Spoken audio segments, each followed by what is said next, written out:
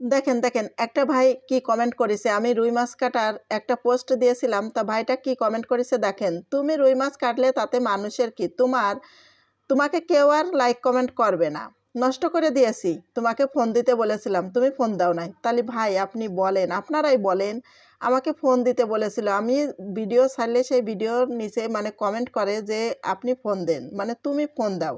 তাহলে আমি কেন ফোন দেবো? তাকে আমি চিনি না, জানি না, শুনি না, আমি ফেসবুকে কাজ করছি, তাই না?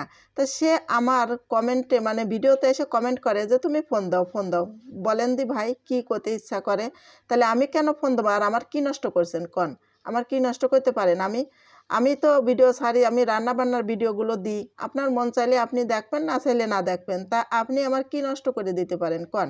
তা মনের কষ্টে কি আর করব ভাই, চলে আসলাম ধান খেতে।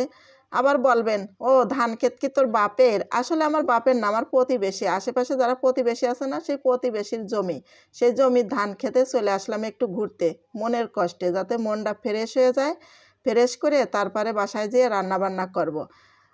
তোমরা অনেকেই অনেক কমেন্ট করো, কারণ ভিডিও পুরোটা দেখো না, না দেখেই নানান কমেন্ট করার তালে থাকো। আসলে কিন্তু এইগুলো কমেন্ট করা ঠিক না। তুমি ভাই আমাকে ফোন দিতে বলো, আমি তোমাকে তো ফোন কোনোদিনও দেবো না, তোমাকে আমি কোনোদিনও চিনি না, তারপরও এরকম কমেন্ট তুমি করবা না, ঠিক আছে?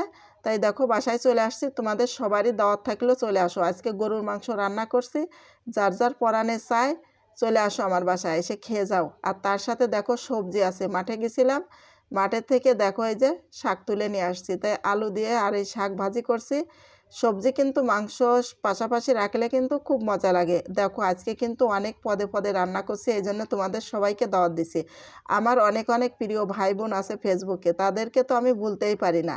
আর কিছু কিছু মানুষ আছে কি আর বলবো, বলতেও পারি না, সহ্য করতেও পারি না, মানে যে এমন এমন কমেন্ট করো তোমরা, তোমাদের কমেন্ট দেখলে আসলে কি বলবো। করো, তোমরা কমেন্ট করে যাও, সমস্যা নাই, কমেন্ট করলে তো আমারই ভালো। লাইক কমেন্ট করবে না কি হয়েছে? যার পছন্দ হবে আমার ভিডিও দেখবে, অবশ্যই তারা লাইক কমেন্ট করবে, তুমি আমার কিছুই করতে পারবে না। আর তোমাকে আমি কখনোই ফোন দেবো না, তোমাকে আমি চিনি না, তুমি কেমন মারপেটের ভাই নাকি? তোমরা যে কারা তা আমি ভালো করেই জানি, কারণ আমার পিছনে লেগে তোমরা কিছুই করতে পারবা না, শত্রুপানা করে কি করবা? কিছুই করতে পারবা না। আমার পাশে কিন্তু সবসময় আল্লাহ আছে, জানো? তোমরা যে এরম আমার পিছনে লাগে কিচ্ছুই করতে পারবা না। কি বন্ধুরা, ঠিক বলেছি না? ওই যে কথাই আছে না, যে কার নষ্ট কে করে, যার নষ্ট সেই করে। তিতা শাকের বড়া কিন্তু খুব মজা লাগে। আর এদিকে গরুর মাংস রান্না করছি, এই জন্য তোমাদের সবাইকে দাওয়াত দিচ্ছি বন্ধুরা। আজকে কিন্তু মজার মজার খাবার রান্না করছি, আশা করি সবার কাছেই পছন্দ হবে। তোমরা বলো যে তুমি রান্না করে খাও আর আমাদেরকে দেখাও। হ্যাঁ, কি করব বলো? আমি তো রান্না করে খাই আর তোমাদেরকে দেখাই। আসলে তোমরা তো আমার কাছে না যে তোমাদেরকে একটু টেস্ট করার জন্য দেখাবো। আমি তো খালি শুধু রান্না করি আর তোমাদেরকে দেখাই, তোমরা দেখো। আর আদিকতে আমি খাই, আমি টেস্ট করি, বুঝেছো?